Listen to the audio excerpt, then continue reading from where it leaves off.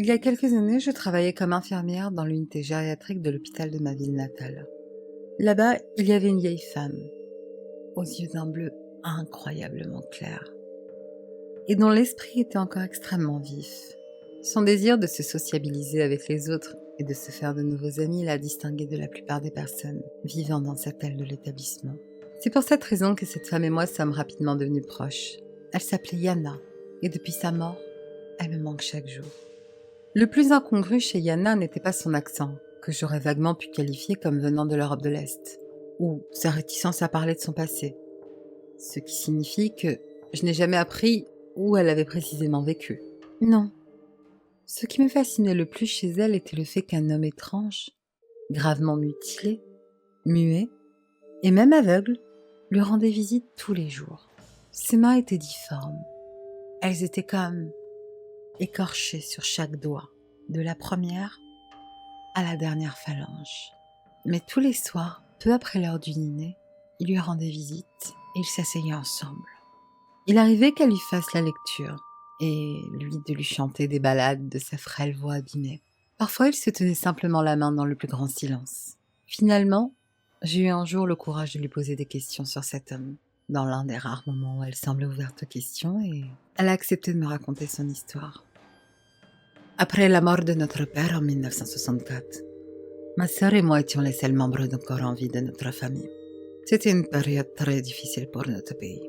Et notre père est devenu si malade que nous avons finalement été obligés de le laisser mourir de faim. Plutôt que de gaspiller de la nourriture en l'alimentant alors qu'il allait inévitablement y passer, avant que tout cela n'arrive, ma sœur avait déjà commencé à perdre peu à peu la tête. Et quand nous avons enterré père, j'ai pu voir dans ses yeux qu'elle était définitivement partie quelque part, très loin, à l'intérieur d'elle-même. Je me souviens des corbeaux, perchés en gros épais, comme des nuages noirs, nous observant dans le cimetière depuis les toits. Nous nous sommes empressés d'en finir, car ces oiseaux avaient aussi faim que nous. Ma sœur s'est mise à mendier dans les rues, et parfois elle échangeait des faveurs sexuelles contre une autre place dans la ville voisine, espérant que sa mendicité soit plus rentable. C'est dans ces circonstances terribles qu'elle a conçu un fils, un petit bâtard, dont elle ne connaissait pas le père, mais qui devait certainement être l'un de ses prédateurs, avec qui elle couchait souvent. C'était le seul type d'homme que ma sœur connaissait à cette période de sa vie. L'enfant est né, en bonne santé, heureux, avec des yeux si rayonnants que ça m'a brisé le cœur, car je savais que bientôt, il ressemblerait au mien et à ceux de ma sœur. Déjà le jour de sa naissance, je savais que sa belle innocence ne pouvait pas durer. Elle ne s'est pas occupée de son fils, comme elle aurait dû le faire. Elle ne s'occupait pas de lui comme Dieu exige qu'une mère s'occupe du fruit de ses entrailles. Elle ne changeait pas les couches souillées du petit garçon, me laissait le faire à sa place et oubliait de le nourrir, même lorsque ses gémissements d'affamé résonnaient dans toute la maison. Finalement, elle a commencé à l'emmener mendier, utilisant son fils comme un accessoire pour attirer la sympathie des étrangers. Elle était très contente lorsqu'il avait l'air au plus mal. Et elle s'est même plainte une ou deux fois qu'elle ne pouvait pas collecter suffisamment d'argent les jours où il avait l'air trop en bonne santé. Je ne pourrai jamais oublier son dernier acte de cruauté envers Vassili. Je l'ai moi-même nommé ainsi. C'était le matin et j'étais sortie dans notre cour pour sentir un peu d'air frais. Le mouflet était étendu là, immobile, sur le sol. Et il semblait mort, barbouillé de son propre sang. Ses petits doigts et ses orteils étaient noirs de gelure. Sa mère ne l'avait même pas enveloppé dans quelque chose de chaud, alors qu'elle l'avait laissé dans l'obscurité de la nuit quelques heures plus tôt. Les corbeaux qui avaient faim avaient arraché ses beaux yeux et sa langue de son corps, alors qu'il était encore vivant.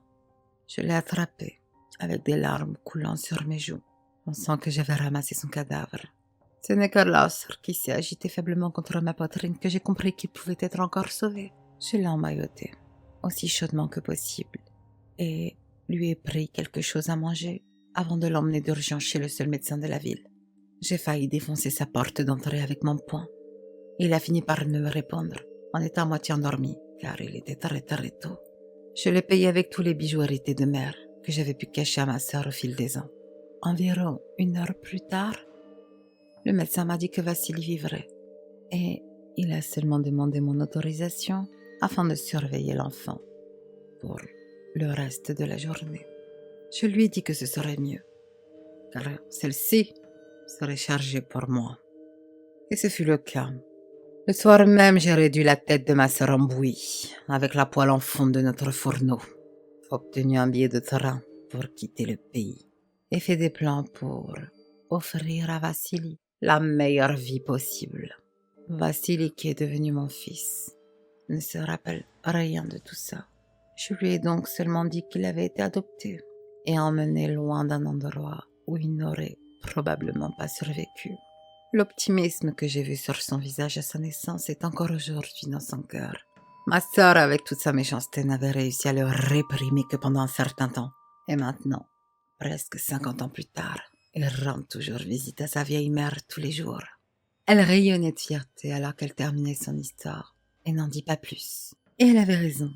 Vassili l'aimait et ne portait aucun ressentiment sur son visage, même avec ses blessures. Il souriait toujours, même si à cause de sa cécité, il ne savait pratiquement jamais quand quelqu'un le regardait.